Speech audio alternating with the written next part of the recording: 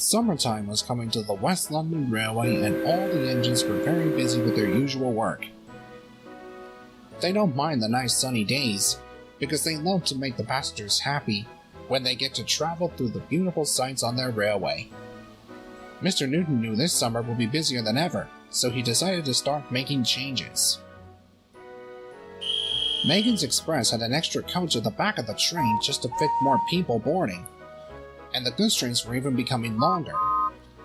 Ernest and Ethan were borrowing the breakdown trains in case of any emergencies or there was a serious accident, so that they were right on top of it to rescue anyone. Everything was running smoothly and the engines were very excited that there were 3 new engines who had arrived on the railway that were safe from scrap. Mr. Newton had brought them to work with Chad and Jackaroo, and much to the engine's surprise, both tank engines were reunited with the 3 new engines. They'd never seen each other for a very long time, and they got along well with the other engines. One day, Andrew and Eric were at the station talking to each other when Mark arrived shunting a goods train.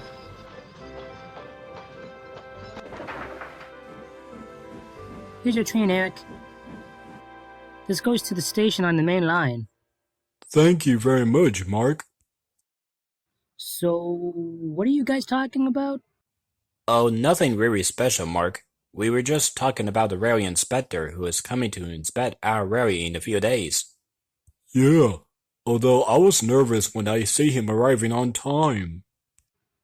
Don't worry, Eric. There's nothing to be nervous. He's only expected to see how the railway will keep running smoothly. And Mr. Newton assumes we're also coming here to see us engines. Well, I guess that does kind of work. I really can't wait. I hope we get to prove ourselves since Diesel 11 made a mistake one time. I know. He had sucked the inspector's hat in his air intake. That's a funny story to hear. Just then, a gust of wind blew up through the station and around the engines. Oh dear. Looks like it's getting windy. Something must be going on. I never felt this wind for a long time. Well, I have many times. I could tell the storm is approaching here very soon. I was worried that it will flood up the track on my branch line. Sorry guys, I had to get going. My passengers can't be kept waiting. I'll see you later. Alright, Andrew, be careful out there.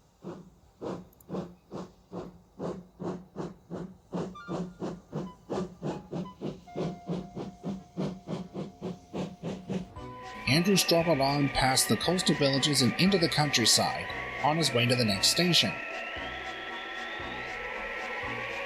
The wind blew harder and then the rain began to pour. Andrew knew he had battled through winds and rains many times before, but he knew this was a different kind of weather from his old railway, so he pressed on. I hope I don't want to get caught in this bad weather. It could be very dangerous. Andrew pulled into the junction where Johnny was there with a passenger train. He was cross. What's the matter, Johnny? The tree had fallen onto my line and I have to wait for it to be cleared. I hate it when this is making me late with my passengers after that during the terrible weather. Don't worry, Johnny. I'm sure nothing bad happens to it. Besides, my line was cleared and I was able to puff through. I know we don't like working in this horrible weather, but we have jobs to do, no matter what. Well, if you say so, Andrew. But just be careful along the way. I will.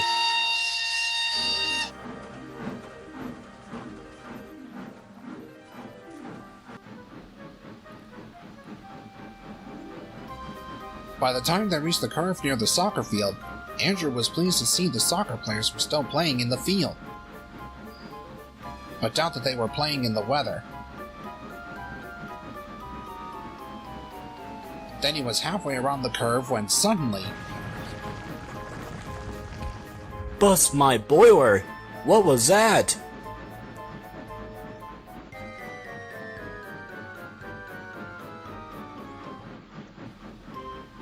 Andrew soon found out. as he came to the side ahead.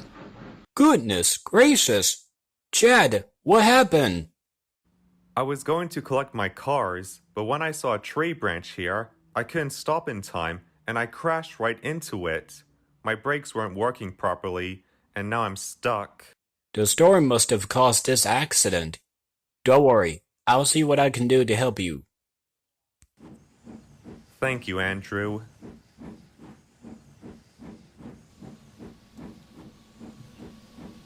Andrew puffed into the next station, where he told the station master what had happened, and he quickly phoned for help, while Andrew continued on his journey. Just then, everywhere he went, Andrew saw there were yards filled with massive destruction, and it took a while for the workmen and the engines to clean up the mess. Andrew saw that Kathy and Jackaroo were trying everything to move the cars and coaches, but they wouldn't budge because the wind blew them off the rails. Hello, you two. What's going on? I'm trying to get these freight cars back onto the rails. Bother! Those couldn't get a move on, thanks to this terrible storm. And I'm trying to get these coaches back onto the rails. They're heavy, and I can't seem to get them safely back to the yards, thanks to that storm. Oh dear. I'll see what I can do to help you guys.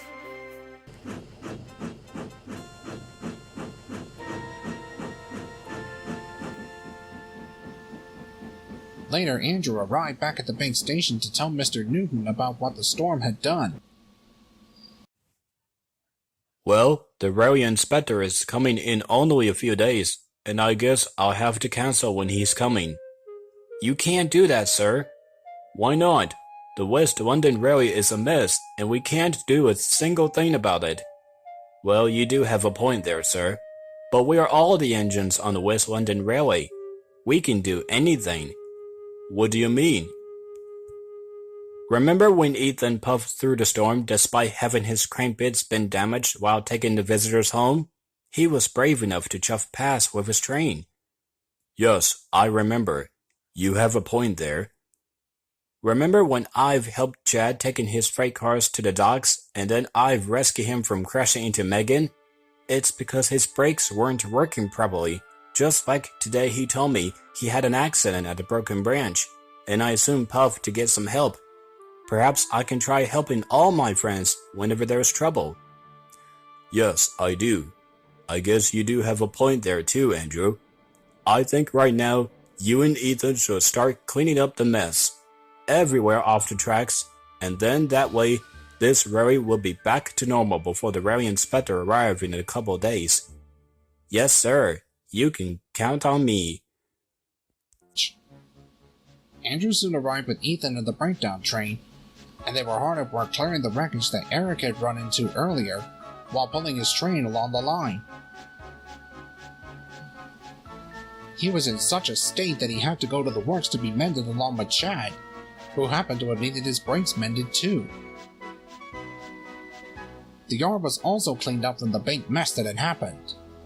3 days later, the railway was back in place, and Andrew and Mr. Newton were very pleased. The next morning, the railway inspector arrived. Andrew, this is the railway inspector. He's coming to review the railway. Yes, I am. And after what I've heard up through the storm, I don't have a very high expectations. I'll try to go easy on you and the other engines. Yes, sir.